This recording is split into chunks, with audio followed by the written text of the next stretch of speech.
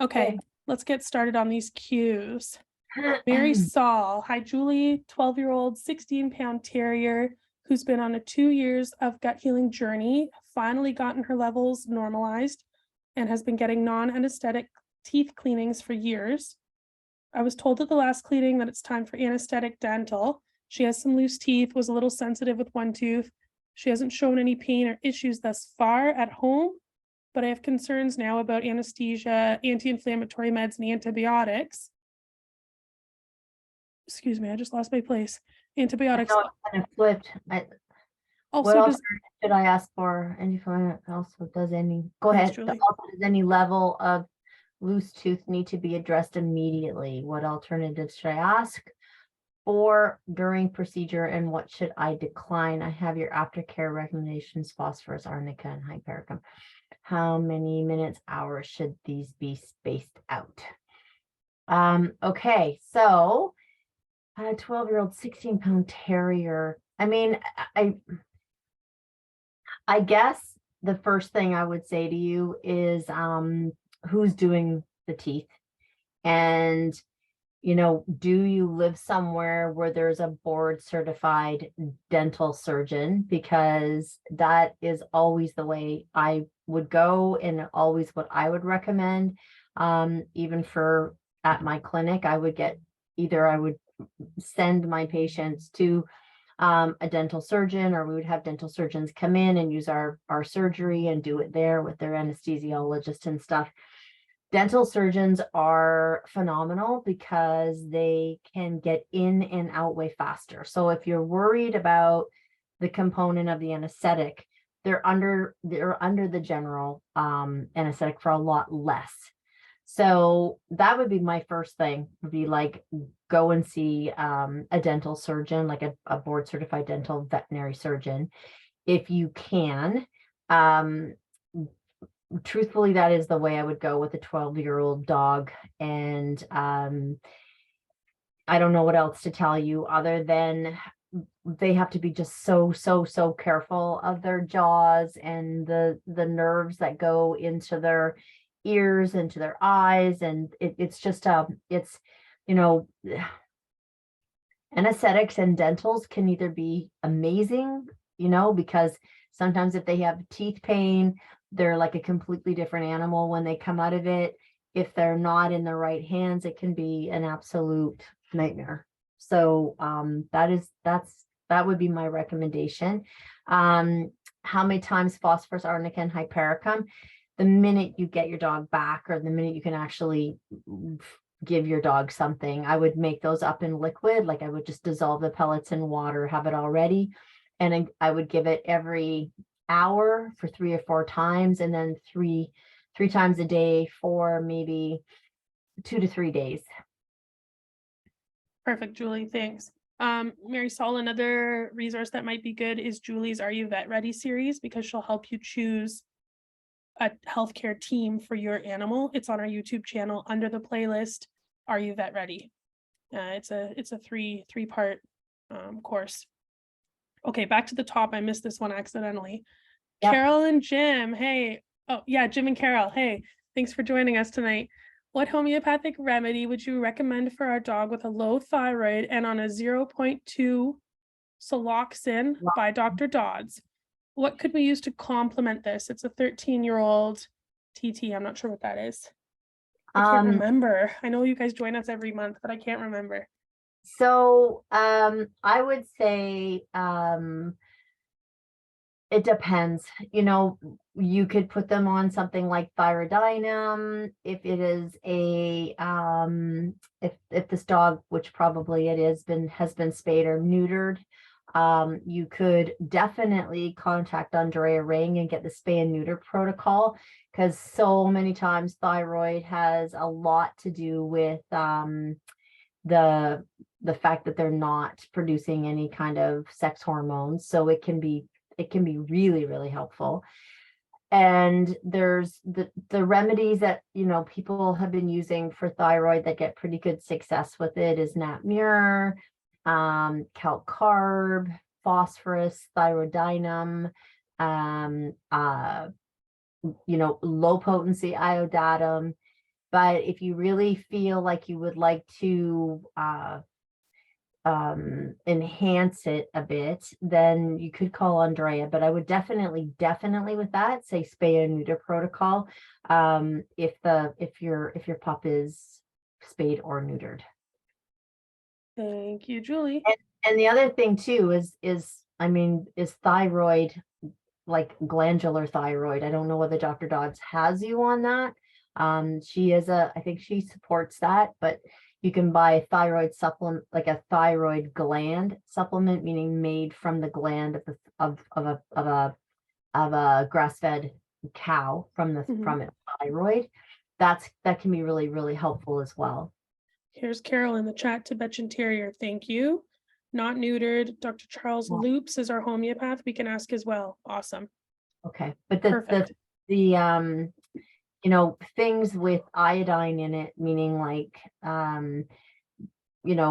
any kind of LG or whatever with a little bit higher iodine, thyroidinum, thyroid glandular. Those are all really helpful. Julie, could we just feed thyroid and make that part of the diet as well?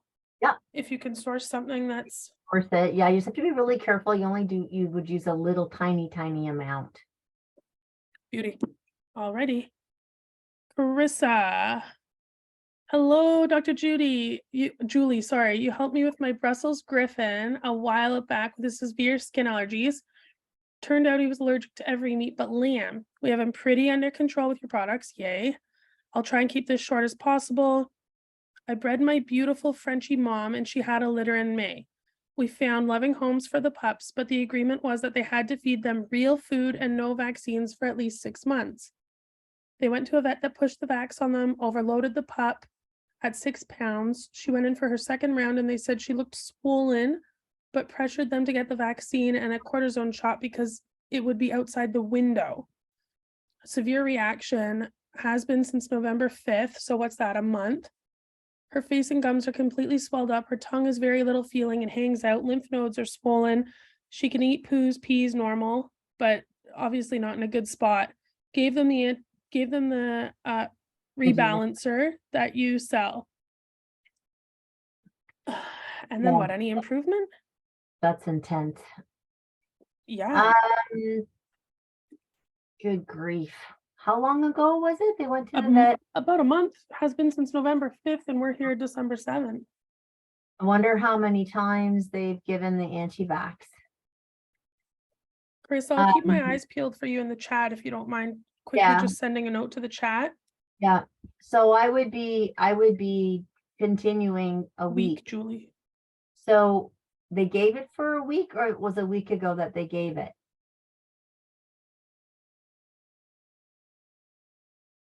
Just waiting to hear.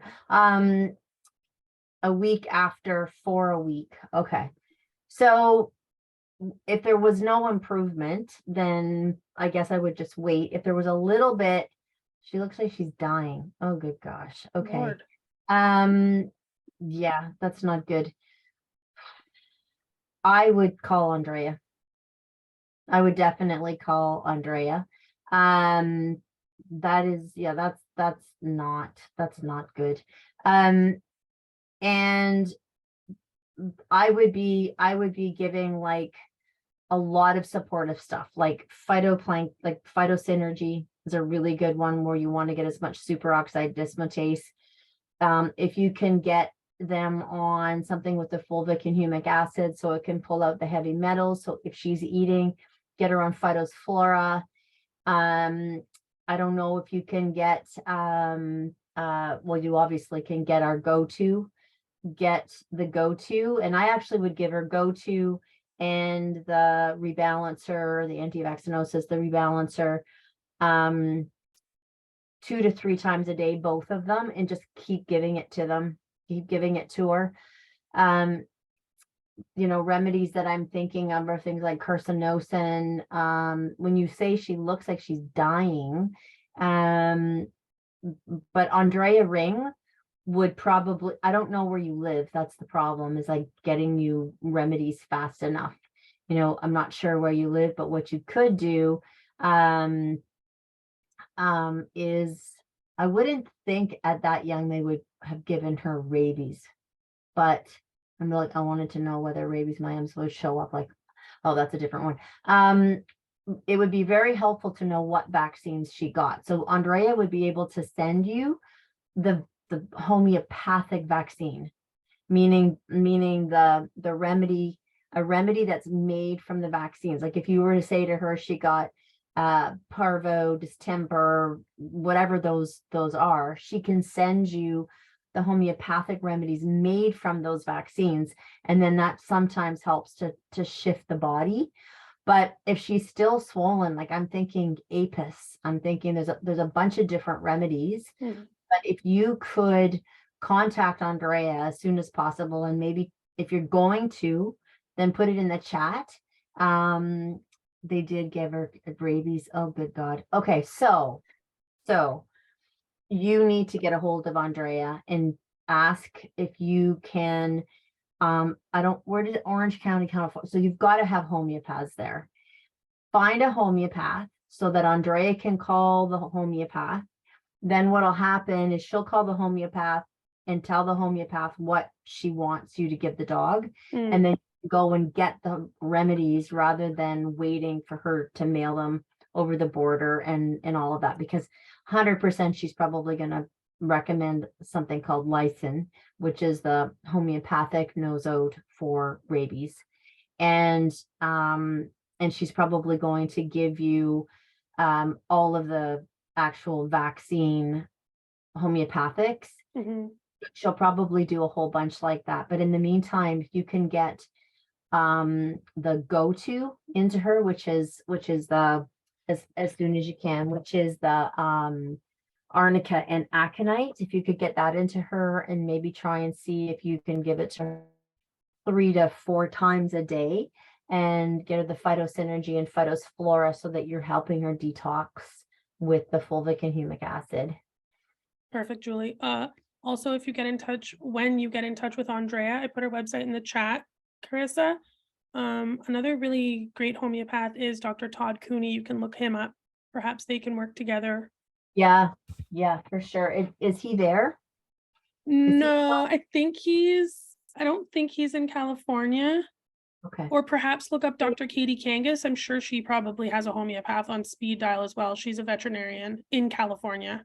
Yeah, but try and find a homeopath, like a human homeopath that you can go to and get these remedies like ASAP.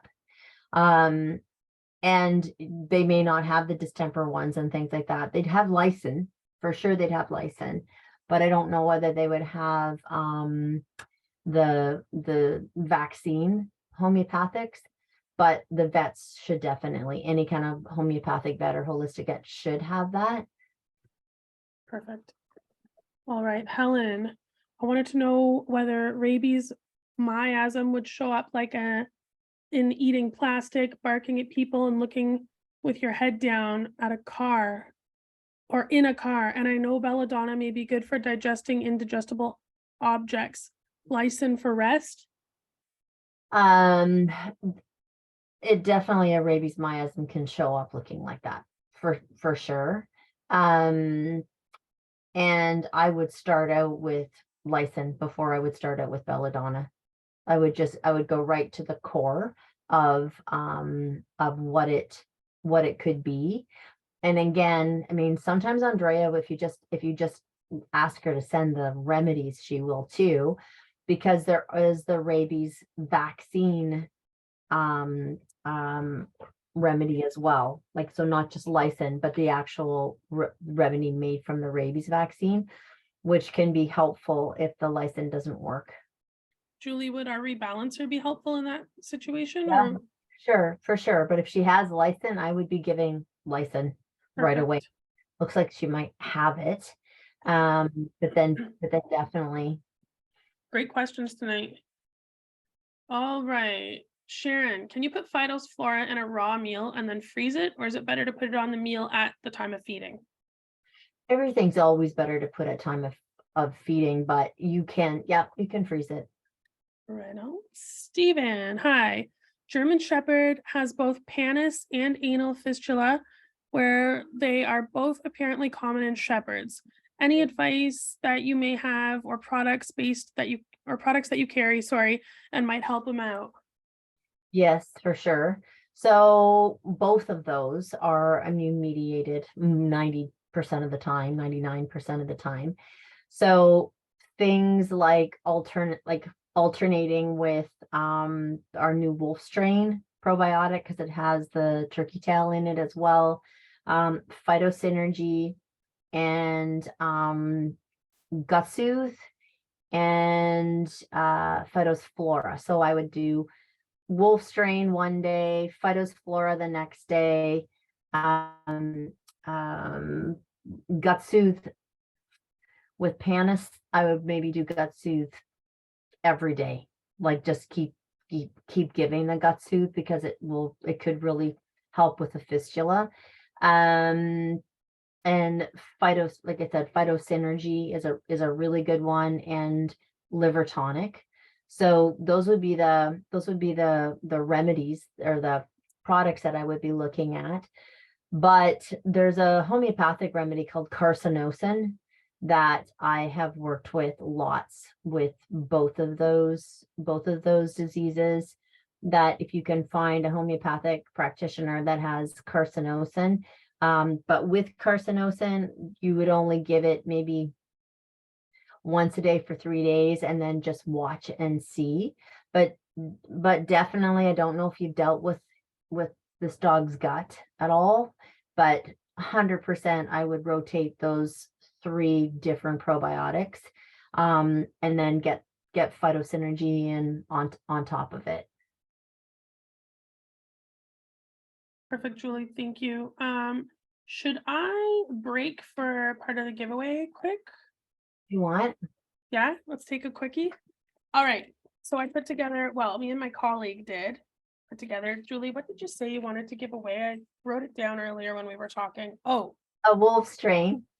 a brand new first product from the Adored Beast Apothecary Roots line. Yeah, wolf strain with turkey tail prebiotic. Yes. Yeah. So I should do the hard question then for that one, because that one's like a. All right. So I'm going to ask a question. The first person to answer correctly in the chat that I see, because they come up different for different folks, then you win a wolf strain. All right. Here's the question. Name 5 species that reside on Julie's farm. 5 different species.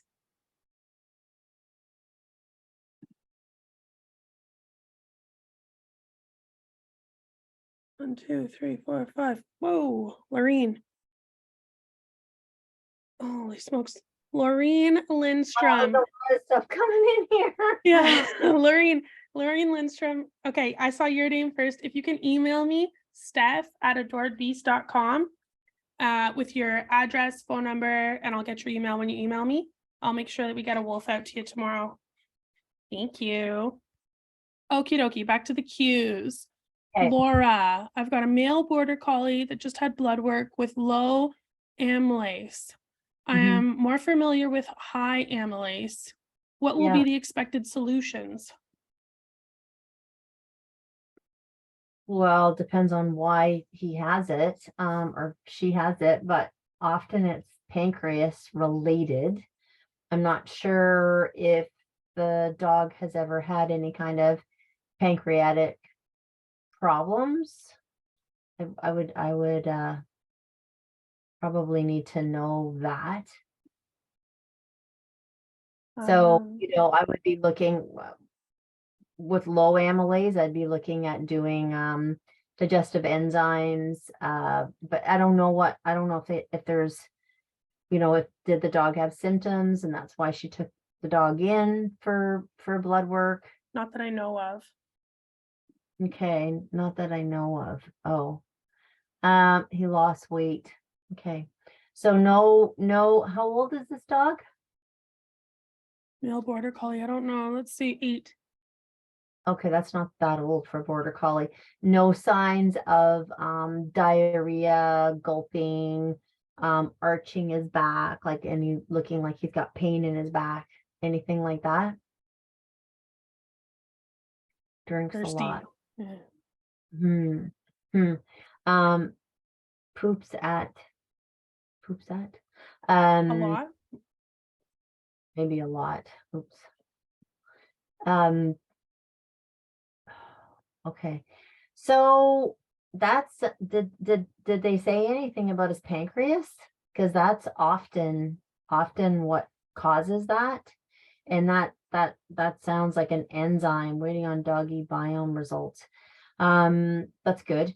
But what can you give to a dog? Oh, but if drinks a lot, poops a lot, and his low amylase, I would be concerned that there's something going on with his pancreas or his the pancreatic islets of his pancreas. I don't know whether yes, that said sent additional blood work to Texas. Yeah, I would be concerned about this dog's pancreas for sure. And maybe giving things like remedies like homeopathic phosphorus. I don't know if you're on any of our probiotics or not, but healthy gut, a little tiny bit of healthy gut, like little tiny bit of healthy gut, just to see how he does on it, because it has amylase in it, to see if that helps to digest his food. But I definitely would be looking at what's going on with his pancreas for sure. And my go-to all the time, if there's anything going on with an inability to digest food, whether that's from enzymes or pancreas or anything, is phytoplankton, because it's instantly absorbed and it's a real whole food nutrition. I would be doing that. I would be doing, like I said, a little pinch of, just to see what happens with especially with this, with so much pooping. That really to me sounds like it's going down that road. So, easy to digest foods, trying to maybe even cook his food or slightly sear, if he's on raw food, slightly sear his food. Like I said, homeopathic phosphorus is really good for that. And I would do something like a 30C twice a day for a week and see how it goes. But definitely ask your vet to dig into that a little bit farther. I would be interested, to know if he's got any kind of pain over his back at all. And yeah, I would be, liver tonic is amazing for that, because it supports the pancreas, the liver, the gallbladder, and the kidneys. So liver tonic, phytosynergy, probably the wolf strain, and maybe some digestive enzymes. Thanks, Julie. All right, Bev, love these Q&A sessions. Thanks for doing them. How do you choose the best probiotic for your dog? Well, we just had this conversation today, Stephanie and I.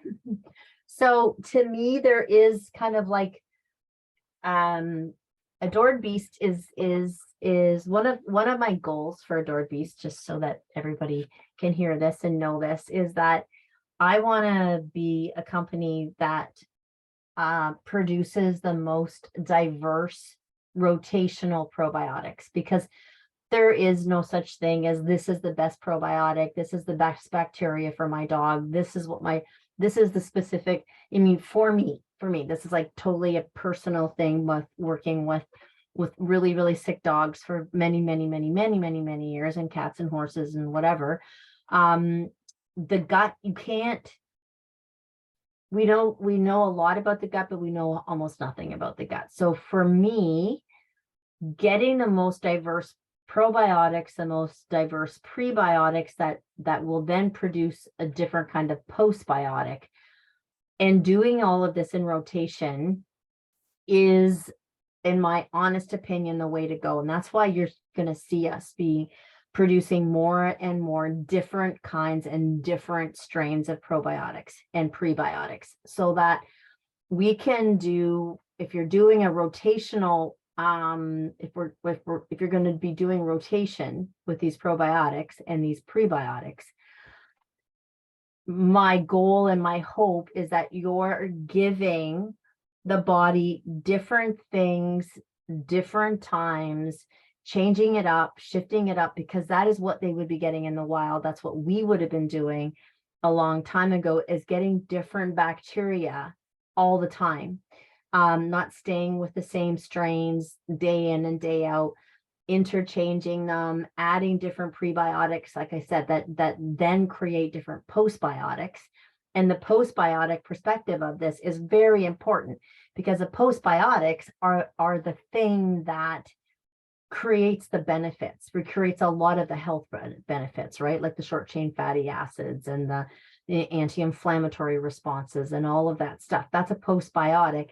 And that doesn't happen unless you have the proper synergy of a pre and probiotic. So by rotating them and bringing in the diversity of like a dog strain that has, that has been evolutionized, and then a wolf strain that hasn't been evolutionized, and then a 14 different strains, and then larch, and then turkey tail, and there's a lot of stuff coming down the pike with Adored Beast, because I've been doing a lot of research, and the research now is coming to its fruition. So we are at the end of our research, and so we're going to be putting out more and more things to help with the microbiome and the diversity of the gut, including prebiotics that we've been researching. So when you ask which is the best, I feel like a rotation of many things, with this is like vitally important, with the correct prebiotic. And that's and a prebiotic that is more species oriented and isn't just FOS or maltodextrin or like a sugar base, that a prebiotic that actually gives a benefit, that's almost like a functional food for the probiotic. This is like very, very this is very important stuff when we're looking at gut, at long-term diversity, building the microbiome, keeping it healthy. It's a big deal, and it's something that we're going to be kind of exploding at the seams, because like I said, all of this research I've been doing is coming to its fruition. So it's like we're going to be able to produce and offer you guys exceptional gut health that we know that will be changing constantly, because that is what your gut is supposed to do and your animal's guts are supposed to do. It's groundbreaking. It's never been done before. Yeah, it's not in this way. No. Sure. And we're coming out with prebiotics on that don't exist in the market, and our wolf strain doesn't exist, and different things like that.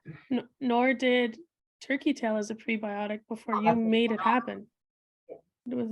It's probably still unheard of, except for the people in our community, It's pretty amazing. Okay. Yeah. Maura, she's got a laundry list, but I'll just pose my questions without too much background. Critical care vet prescribed a low dose of Apoquel in tandem with acupuncture.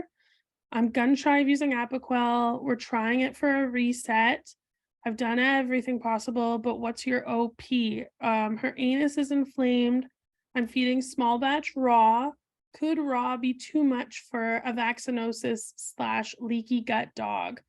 Julie, you talked about feeding raw to a sick dog with Ian Billinghurst at the Pet Summits conference about a month ago. Yeah.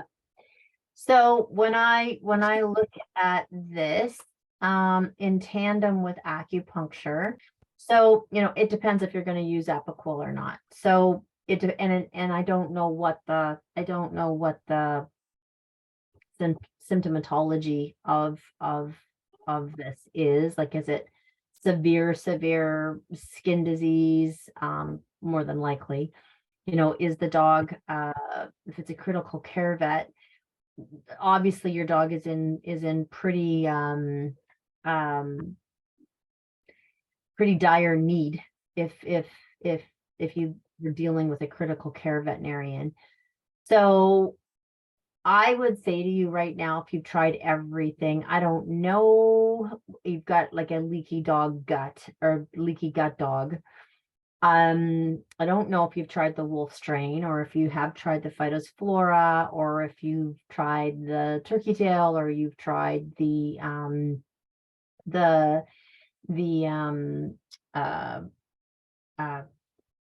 phytosynergy.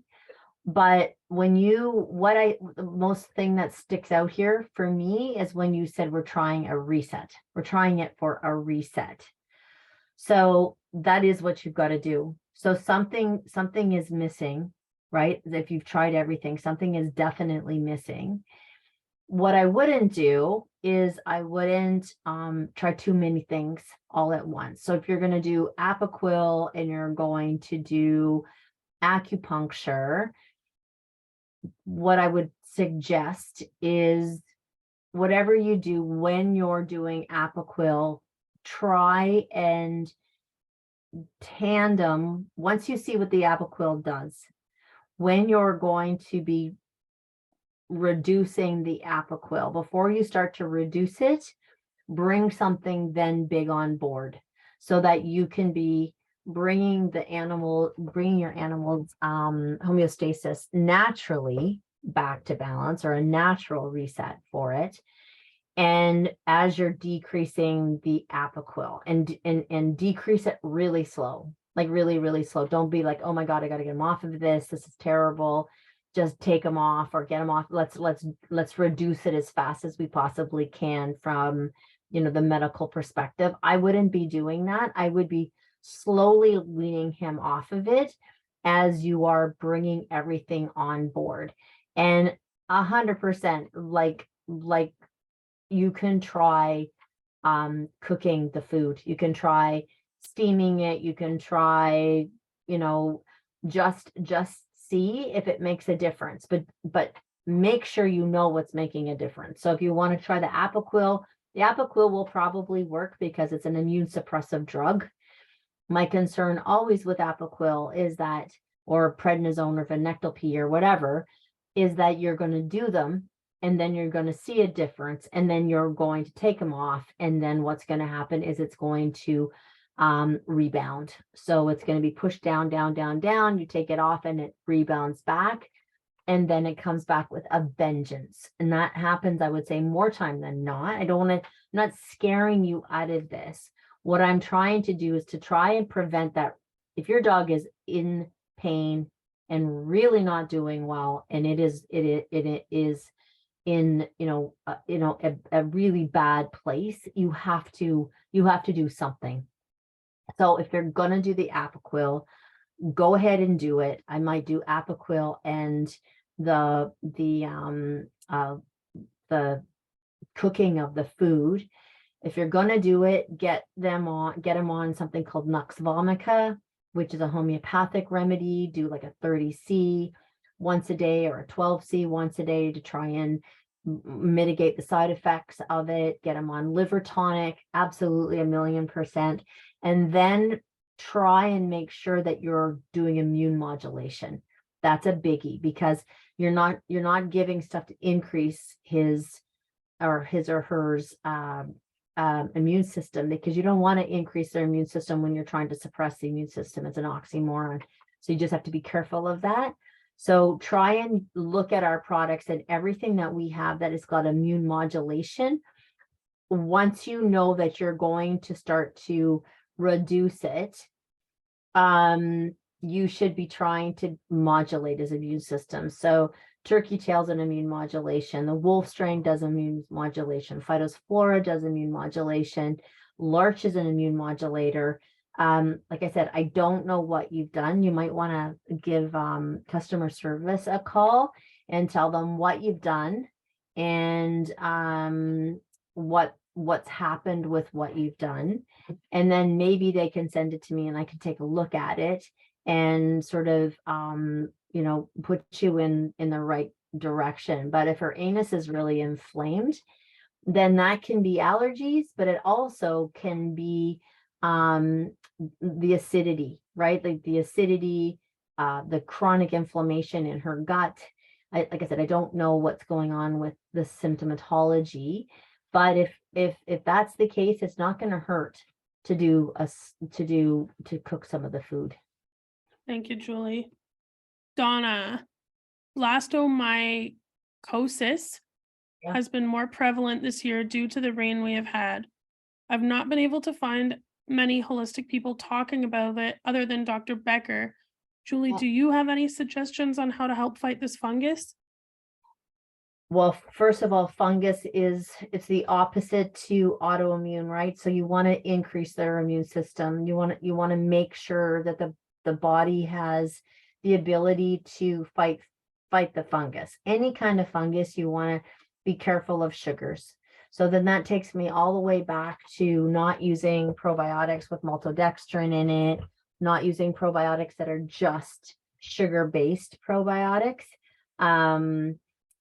Things like thuya. Thuya is incredible for fungus. Damp, right? Like dampness. Go into your homeopathic books or talk to a homeopath about what remedies are really good for mitigating the effects of damp.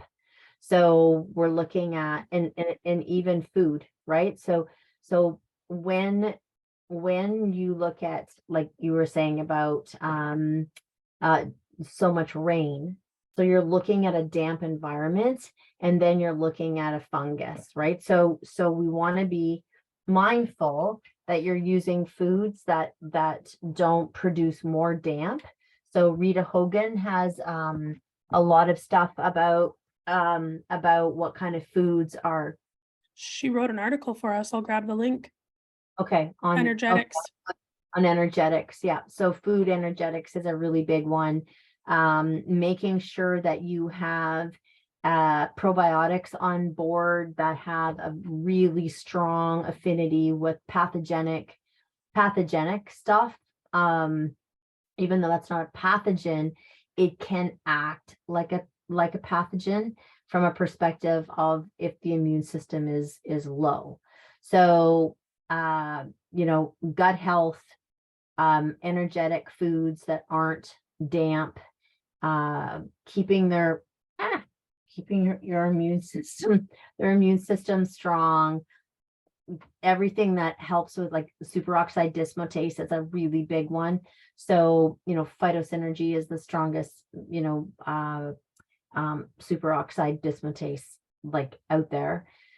So that's what I would be saying, just in these cases, is keeping, you never want to go too high with the immune system, but paying attention to keep their immune system strong and trying to mitigate the dampness in general.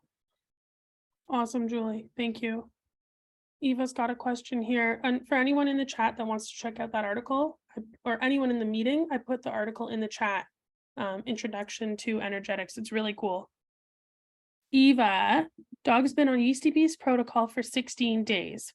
I stopped Yeasty Beast 1 2 days ago, but she increased her scratching, so I gave it to her once today. Should I continue giving it? Her allergies are almost year round. Any other suggestions? I went to a holistic vet and tried all kinds of Chinese herbs, but have had no positive results. Okay, so she stopped the Yeasty Beast 1 for 2 days. Why? Because we're not supposed to stop it, are you? Isn't it given? I don't believe so. Or if it's working, you continue. If you see them fall back, you continue. Well, because I would be saying then definitely if it's helping the scratching, then just continue to give it to her once a day for sure. Her allergies are almost all year round. Any other suggestions? I went to a list of it. So again, I would alternate with this dog. So I would do Yeasty Beast Protocol. Then I would do maybe the wolf strain, and then Yeasty Beast Protocol, and then Phytophthora, and then Yeasty Beast Protocol. So 1 day on, 1 day off, 1 week off, 1 week off, 2 weeks on, 2 weeks off. Alternate them. If it's really, really bad and you've had Chinese herb with no positive results or anything like that, then I would be probably doing 2 weeks on, 2 weeks off. So 2 weeks on the Yeasty Beast, 2 weeks on the wolf strain, 2 weeks on Phytophthora, 2 weeks on Yeasty Beast, and alternate them like that, to see if we can really, really get a hold of the diverse and the diverse strains of probiotics, the different kinds of prebiotics, and then the fulvic and humic acid, which really helps to detoxify when the yeast is dying, right? So we don't want to overwhelm the body and have the yeast die too quickly. So if she's continuing to improve, just keep giving her the Yeasty Beast. Don't stop. Just as if she's improving, just keep it going. And I don't know what kind of food you're feeding. If you're feeding anything, and I mean anything that has sugar when it comes to yeast, is something that you want to really, really, really stay away from. So if she's on any kind of carbohydrates, if she's on any kind of really high sugar, vegetables, if you're giving her, anything with, you really want to starve the yeast and reduce the sugar content that she's getting in her food. Thank you, Julie. Jill. Okay, this kind of builds off of what you just were talking about. Follows it, right? So how Yeah. many should we do that before starting the Leaky Gut Protocol? Do we continue the Yeasty Beast Protocol no, you don't continue the Yeasty Beast Protocol while you're going on the Leaky Gut Protocol. You're literally, again, if we know for sure that these animals have yeast and they are having die-offs too quickly, or they're just not moving as fast as you want them to move. Now that we have the wolf strain, so when you were talking about, Jill, when you're talking about Yeasty Beast and the leaky gut, if your animal is really bad, and this isn't making you purchase more products, because the products are going to last way, way longer, because you're not using them every day. You're rotating them. So you'd be using Yeasty Beast for 2 weeks. Then in between, actually, Leaky Gut Protocol and Yeasty Beast, I would be doing Phytophthora. And then you go on to the Leaky Gut Protocol. Then I would actually be doing the wolf strain. Then I would be doing the Yeasty Beast. And then you rotate them like that. So that we're in 2 week with 2 week intervals. So yes, you're purchasing more products, but they're going to last you way longer because you're not doing them every day. So you're really not buying more. It would be no different if you went, okay, I'm going to do the Yeasty Beast Protocol, then I'm going to do the Leaky Gut Protocol because I know that yeast destroys my dog's gut. And then I'm going to do, after I do the Leaky Gut Protocol, I'm going to put my dog on the wolf strain. And then after the wolf strain, I'm going to do the Phytophthora. It's no different. You're just doing it. It's no more expensive. You're just doing it differently. Because it's going to last you a really long time if you do that. Thanks, Julie. Maureen, I've used Phytophthora, Love Bugs, Gut Soothe, and now I'm using the Wolf with my 10 and 17-year-old with great results. Are these colonizing probiotics, or do I need to use them every day forevermore? Okay, so that's a really, really, really, really good question. So here's the deal. Yes, they're colonizing. 1,000,000%, we know they're colonizing because we've done the studies to prove that they colonize. The big issue with people, dogs, horses, cats, doesn't matter, is that the diversity of our food is so poor that if your dogs were going out and digging in the dirt and eating horse manure and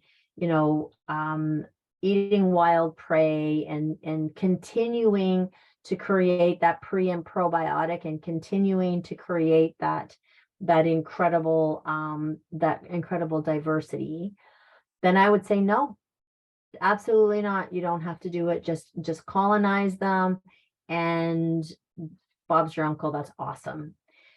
But we don't live in that time. And I'm going to use this as a fast example of a research that I've followed very closely with people for, I don't even know how long it's been, like a decade, where when they researched the longest living people in the world, the result of why they were living that long was the diversity of their gut. Okay, so they had this incredible diversity, and this is why we have to be careful with thinking that if we add these specific things, that then everything's better. So the diversity of the guts of this tribe was really, really high. And the guy that was doing the research got a fecal transplant. And he did the fecal transplant and everything was great. And it survived and it colonized, and they kept doing his stool samples to see if it colonized, but he was living still with this tribe. And when he was living with this tribe, in 1 week, they ate 300 different species of flora, fauna, and meat. And 300. And when they ate their vegetables, they took them, and it was almost like they took a big mortar and pestle, and they left everything on. They left the roots, and they left the leaves, and they left everything on, and they mixed it all together, and they consumed that in soups and different types of things. So when this guy went back to, everything was great. He only had the one fecal transplant, and it continued. But then when he went back home and he started eating his Americanized diet, and he still tried to eat healthy and ingest and get a diverse amount of food, he lost it. It went away. It stopped. They died. They didn't stay viable. And so when you look at that, to me, that's telling us that we aren't getting, and our animals aren't getting, the diversity and of food. We just simply aren't. We just can't. And even the food that we are getting is void of bacteria, right? So it's void of bacteria from our soil. It's void of bacteria in general. And so that question is an excellent question, because I wish I could say, no, you don't have to use them every day forever, or you do have to, you don't have to use them. But I feel like our animals are so urbanized, right? They live in situations where they can't eat really species oriented food. So for me, it's not going to hurt them. So my guys eat all kinds of poop, right? I'm very lucky. They eat deer poop and rabbit poop and horse poop and cow poop and chicken poop, and they're eating all kinds of stuff like that. But I still give my animals it every single day. I just rotate them. Thanks, Julie. That's helpful. Let's do another giveaway. Julie, you wanted to do Felix's flora? All right. So Felix's flora is our kitty pre and probiotic with the feline strains that Julie researched added into the formula. It's like the little sister to our Fido's flora. Everyone's familiar with that. So my quiz question is, and please answer in the chat. This one's hard. Name one of our customer success team members. This is for the keeners. Whoa, Helen, boom. Suzanne. Yeah, Helen, good job. Shoot me an email with your address and phone number. Helen have a cat? Let us know, Helen. Do you? Do you? Because this is our cat probiotic, right? Oh, let us know. Good job. You guys are on fire tonight. Okay. Aubrey, hi there. Oh, this one's gonna hit you right in the heartstrings, Julie. Oh no, just 100 on Friday. 133-pound Newfie lab mix, rescued with a bit of leaky gut. Hold on a second. Helen, who just won that, right? Am I Yeah. right? Yeah. Just put her kitty down. Oh, crud. Sorry to hear that. Getting a new one, so that's awesome. I'm so sad to hear that. Okay, sorry. Oh, she's free now. Yeah. And may you find peace in her memories, okay, Helen? Sorry. Nothing Always. worse. No. Okay, so hi there. Okay. 133-pound Newfie lab mix, bit of leaky gut, been working on it some, ordered the leaky gut kit on Black Friday, good job. Nutriscan shows that he's sensitive to pork. Yeah. Julianne, you answered a question about the healthy gut in her live with Real Dog Box. Thanks for tuning into that. I've since found the gut seal has pork cartilage in it too. Should I wait to start the protocol since he can't use 2 of the products now? Would it be beneficial? Your dog can 100 million trillion% still use gut seal. So don't forget, gut seal is a homeopathic. It's a homeopathic product.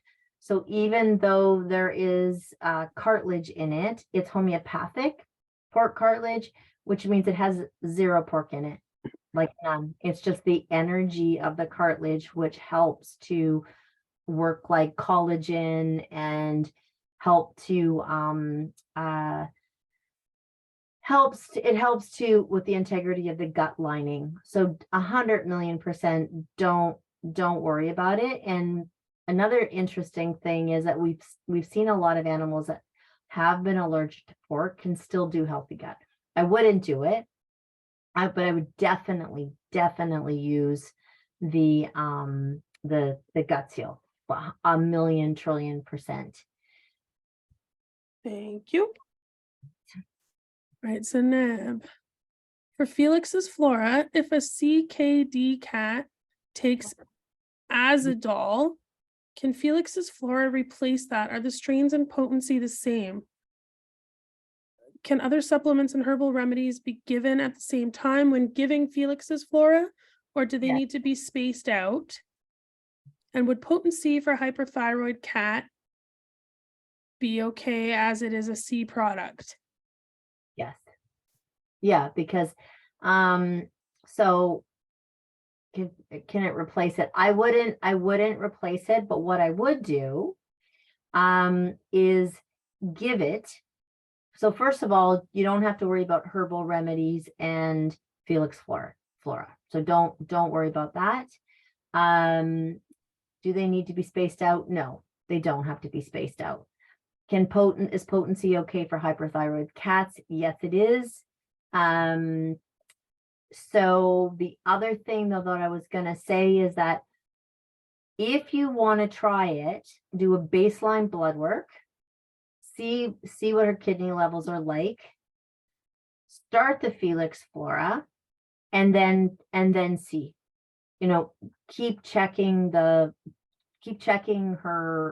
blood work, and then speak to your veterinarian and ask your veterinarian if you can start to reduce it and see. And I'm wondering if the hyperthyroid cat is the same cat with CKD, because often it is. But yeah, don't worry about using all of that together at all. But I wouldn't replace it, but I would get blood work. And if the blood work is looking a lot better, then you could actually ask to decrease it, depending, like work with your veterinarian with that. Thanks, Julie. Jordan, I know yeast issues can be complex. I've got a 2-year-old Shih Tzu Bichon mix, raw fed, answers. and we're doing phytosflora. She's struggling with yeast between the toes, armpit, and one ear. I know disinfecting is necessary. Is there a protocol to handle yeast from the outside? Should I try the Yeasty Beast Protocol? Thanks. Disinfecting. I know disinfecting is necessary. I'm thinking like cleaning between the toes and like maybe the ear that's Yeah, bummed up. Very careful, because if you're disinfecting, then you could be also destroying the natural microbiome of the skin, which causes then the yeast to get worse. So I would be very careful what you're cleaning with. So if you're cleaning between their toes, I would be using things like our colloidal silver, or the Yeasty Beast spray that we have is really, really, really good for topical stuff. But also Zymox, you can order it online and at Amazon. It's phenomenal for yeast, for yeast in the ears. And just get the Zymox enzyme. Talk to your vet about it, take it to your vet, show them, let the vet read it. They probably heard of it. And it is really, really, really good. But yes, I would definitely try the Yeasty Beast Protocol. I would try it's called like it's the actual Yeasty Beast spray. And it's really, really good for between the toes. But for the ears, I would look at Zymox, and they have one with cortisol and without, and I would get without cortisol. Speak to your vet, try that. But honestly, it works really, really well, because if you use disinfectants, you can be actually causing more harm than good. So those would be the two things. And you can use the Yeasty Beast Protocol for 2 weeks, then the phytosflora, then the Yeasty Beast, and the phytosflora. You can alternate them. For everyone looking for the topical spray, I just dropped it into the chat. It's called our Yeasty Beast topical spray for dogs. The link's in the chat. And Julie was talking about Zymox. It's with a Z, Z-Y-O-M-X, Zymox. It's a green label without hydrocortisone. Julie, my heart dog Willow, 10 years young, just got diagnosed with adrenal dependent Cushing's. She's set to start medication, and depending on how she responds, surgery may be an option to remove the mass in her adrenal gland. How can I support her? I'm scared and worried. Did you not talk about that a little bit in your Vet Ready? Am I getting mixed up? Okay, I'm gonna get the link for Vet Ready. With lots and lots of Cushing's disease. Honestly, Natalia, I would call Andrea. We have an incredible Cushing's protocol that I worked with at my clinic that she would be able to support you with. I would look at that first, and maybe Andrea and your vet could talk and see if, depending on how your dog's doing, maybe I don't know, like maybe you could not start the medication right away, depending on what your vet feels, and the conversation that they could have with Andrea. Don't be scared. I've worked with so much Cushing's. It's unbelievable how many Cushing's dogs that I've dealt with, pituitary and adrenal. So both. And there is lots and lots that you can do with Cushing's, but I would go straight to a professional that can work with you on a regular basis.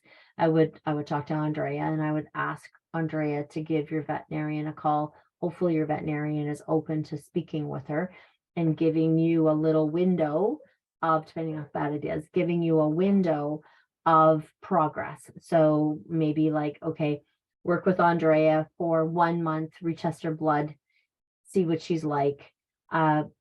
It would be great. It'd be great if your vet was open to that. Julie, I'm just queuing up the Are You Vet Ready link for the chat. There's a handful of newbies here. Can you tell us who Andrea is?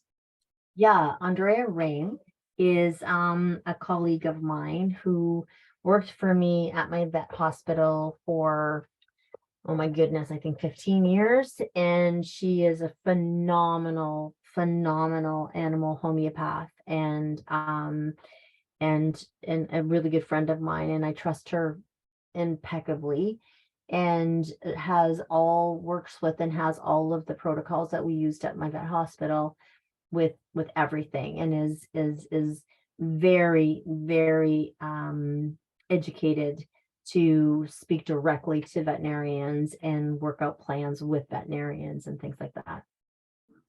And And if you she have, also, her and Linda are doing an incredible course starting again in February, right? yeah, For all you guys out there that want to learn more about homeopathy, they're doing an amazing course. I'm going to try and find the link to that. If you're on our YouTube channel, Julie had Andrea on, oh man, maybe a year and a half ago now for one of these Ask Julie Anything episodes as a special guest. And she goes into her background. And if you want to learn more about her, I'll grab the link for, what was it you just asked me for, Julie? Sorry. I just asked you whether they were doing it in February Oh, again. yeah, I'll get the homeopathic course link. Yeah. Hello, my dog is getting slippery elm supplement whenever he gets some GI issues. Is vitamin/nutrient absorption a concern when taking slippery elm? It can be. Yeah, it can be. What I would say to that is that instead of just, we have to try and remember that when I say GI issues, I don't even know what GI issues, Nadia, I don't know what GI issues, what you mean by that, but you can use natural remedies very similar to drugs and still not get down to the core issue. So if they're getting GI issues on a regular basis, then you should be maybe looking at going deeper and not just using just slippery elm, but looking at what is the cause of their GI issues. What, are you getting to the root cause of why your dog has GI issues instead of just using slippery elm when they get them? I mean, it's great. Slippery elm is an amazing natural supplement, but if it's reoccurring, then there's something deeper going on that slippery elm isn't. I'm always looking at trying to get to the core issue of things and deal with bringing the body back into balance so that they aren't continuing to get these issues. So again, I don't know if how often the dog is getting GI issues, but if you're having to use slippery elm every time they get GI issues, I think the blog's coming out on Monday. So Nadia, keep an eye out for a blog that we are doing on inflammatory bowel disease with dogs, because GI issues are really easy to, like, if the symptoms, if the presentation is gut stuff, so vomiting, diarrhea, constipation, GERD, acid reflux, those symptoms, those diseases are really respond well to the proper holistic protocols, like really well. Skin disease takes longer. It takes a lot longer, and that's because usually because the skin is the third largest organ in the body, and usually by the time it's coming out in the skin, there's a really deep seated disease going on. So it does often, and it gets a lot more suppression than often GI stuff does.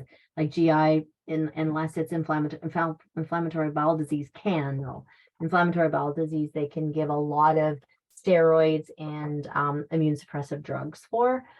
But GI issues and even inflammatory bowel disease, we have incredible results at my clinic with that, and we have a lot of really good products that help to get down to the root cause of that. So that would be my question. But yes, if you're using a lot of slippery elm and you're using it often, if you're using high doses of it, you do sometimes have to be careful with the absorption and just use a different at different times. He's on almost all of AB products. Okay, I was gonna vouch for the Gut Soothe. I personally take it daily with phenomenal results. So Valencia usually wakes up at 3 a.m. to throw up a small amount off, or having very loud stomachs in the middle of the night. Not often, but always that timing.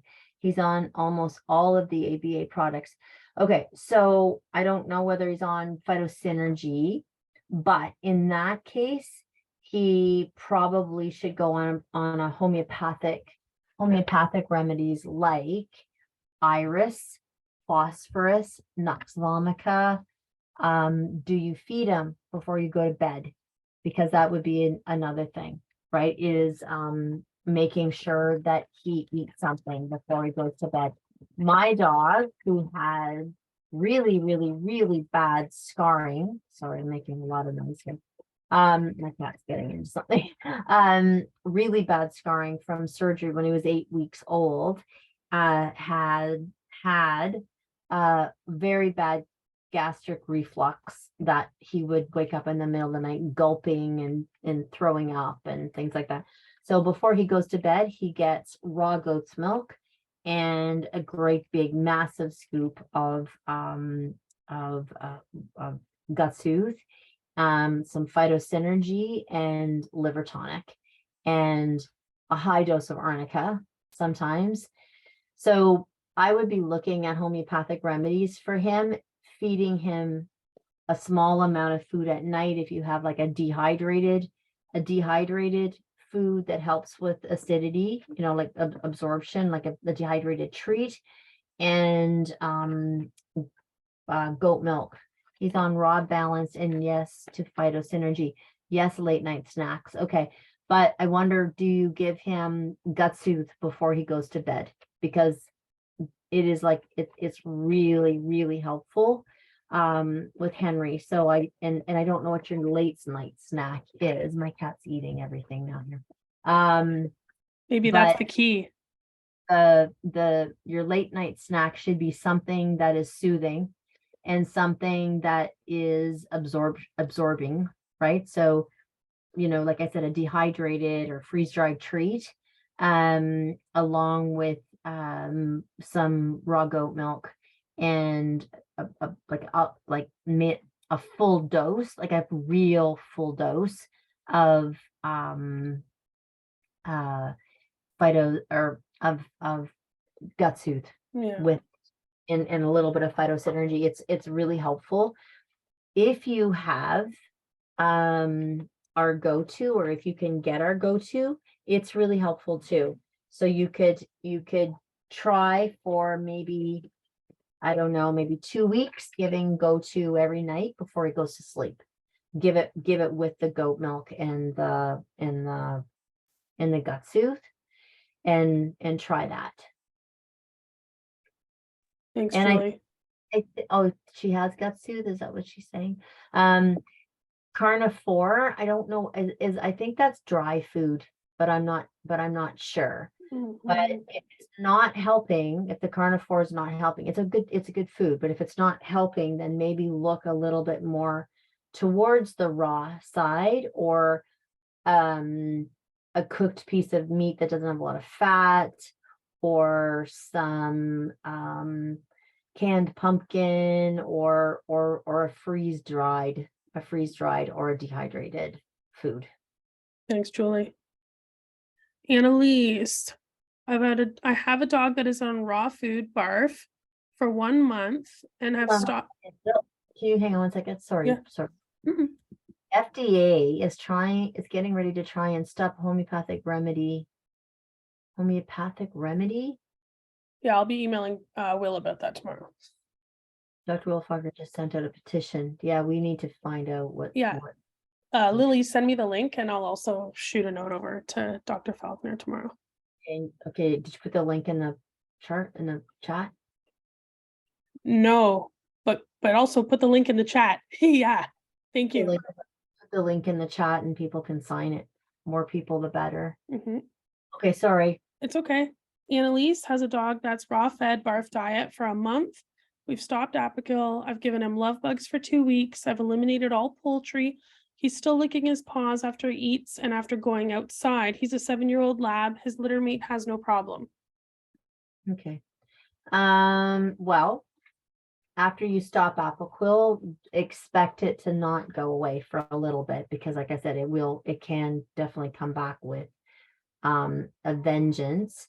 But I would give him more than love bugs. I would be definitely giving him maybe Phytophthora, maybe the wolf strain, get some species oriented into him.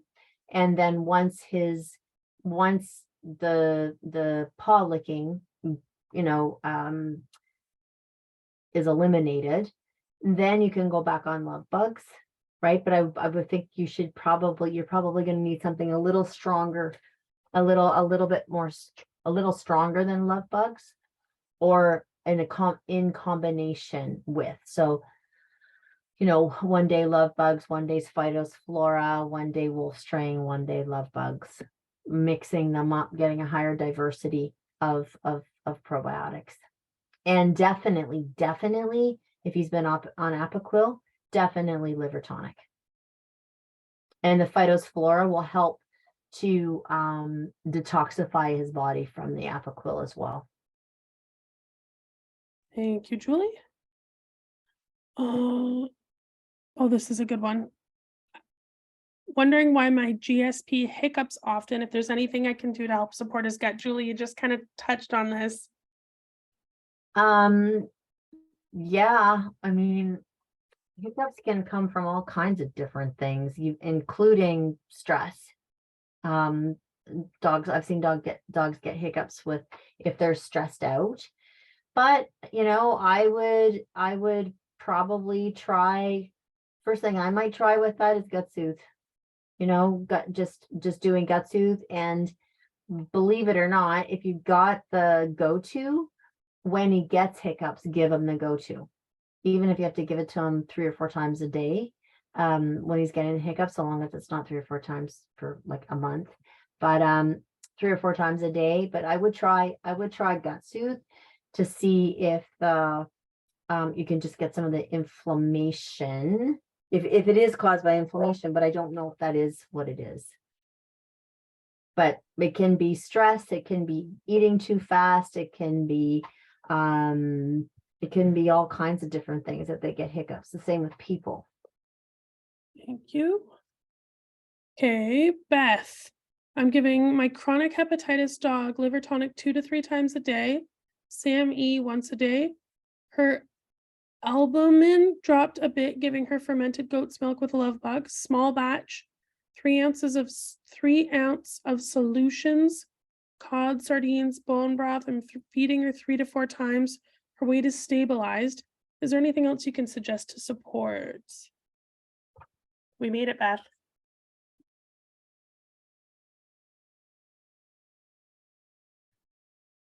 Sammy, liver tonic.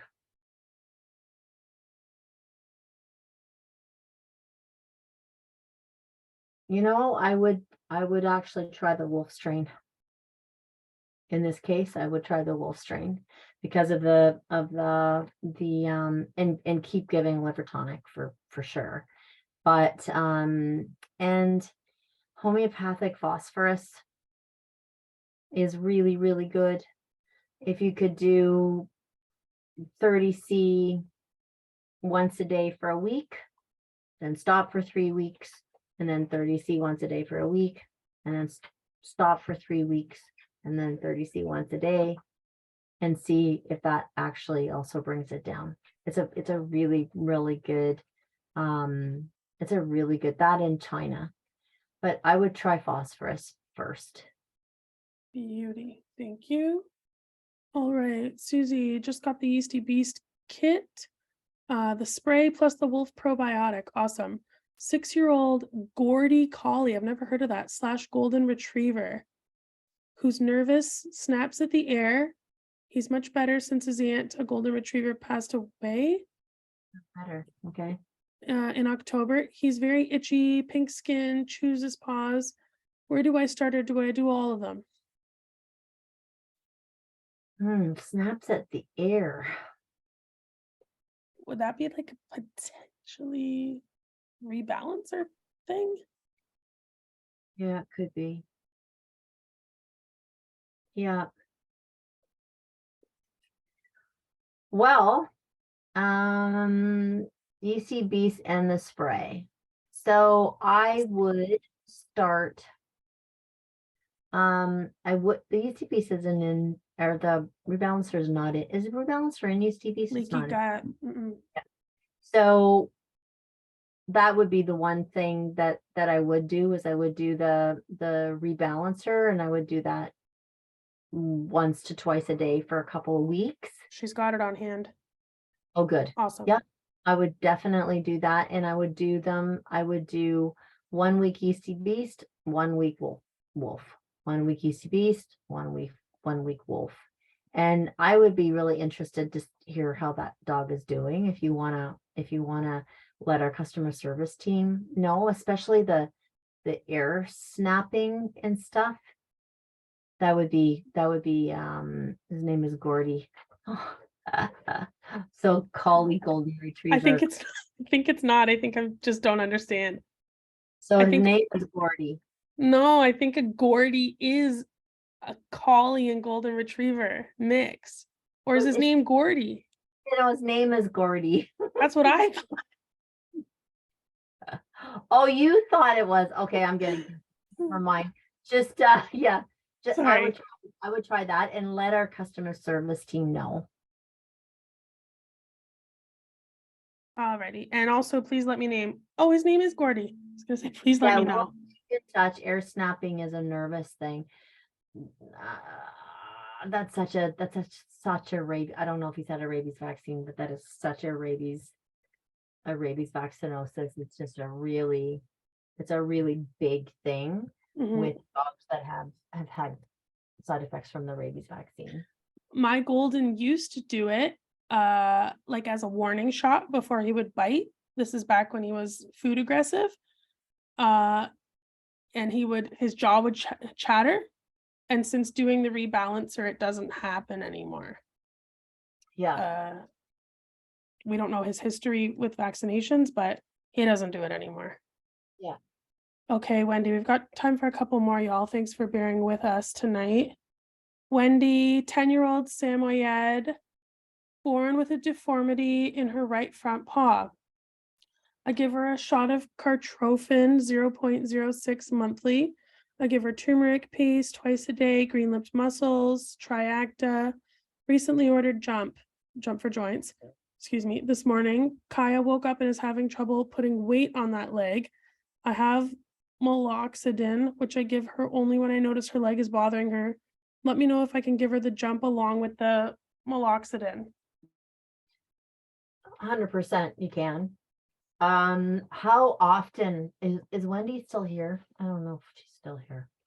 Yes, she is. If she is, how often are you giving the jump for joints?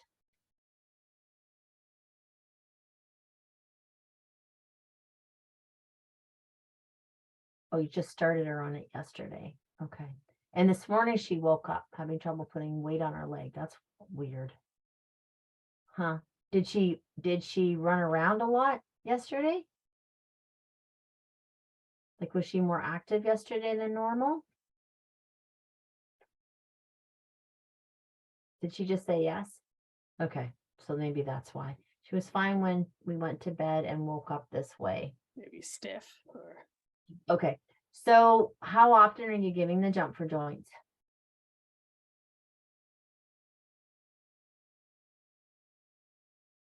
Twice a day.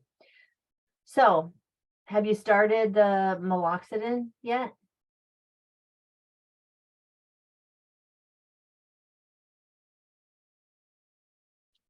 Should I give Wendy the mic quick?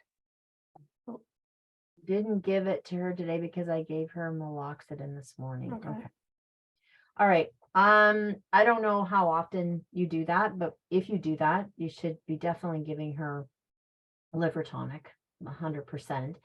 But yes, and you can do both, but I would try, seriously, I would try giving her jump for joints 4 times a day for 3 or 4 days and see, her communion has been getting liver.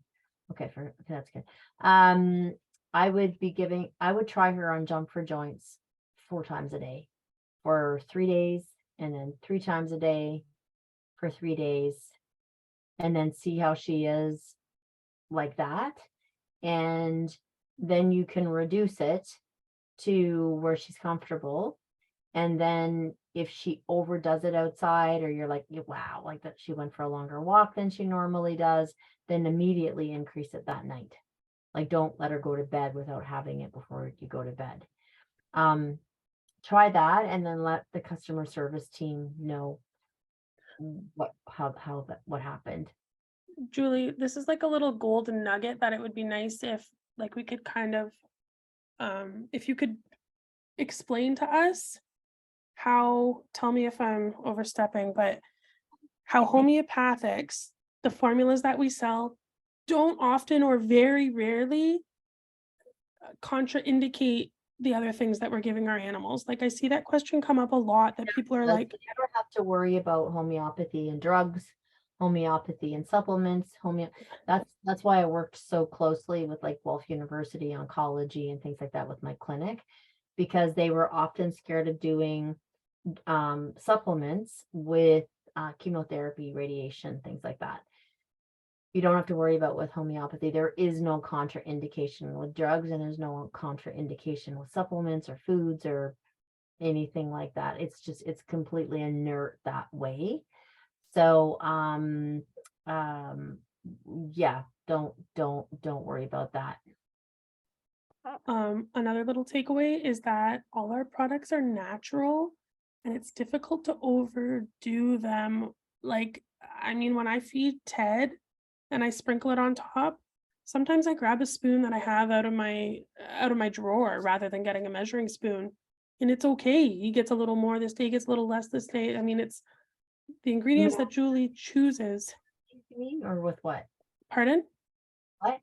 I mean, with our pre and probiotics, like the right. ingredients that you choose, Julie, they're not harmful. No, they're not harmful. And I also don't, because of the way I formulate it really synergistically, so we don't have to mega dose them. So everything is usually, other than the colony forming units, but that's not going to hurt them. Everything is always maintained in a really safe, on a safe dosage. So yeah.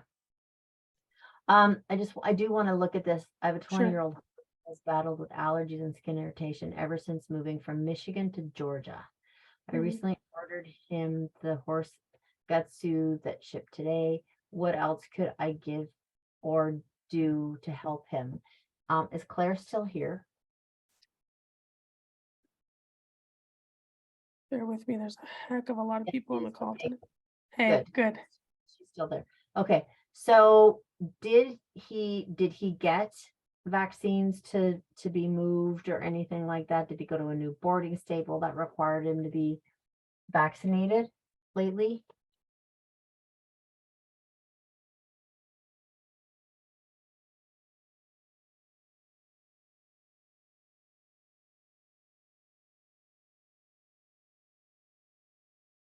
You're muted. Sorry, I'm gonna give, oh, here we go.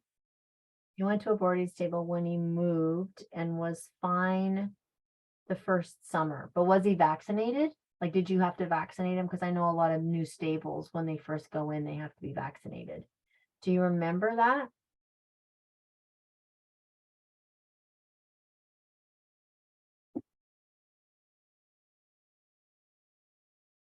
Oh, he has been, yes, he's been vaccinated his whole life heavily.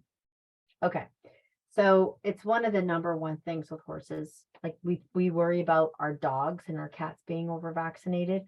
Horses are so over vaccinated. It is beyond imaginable. And I would honestly say it's probably the largest reason for allergies and hives, especially with horses.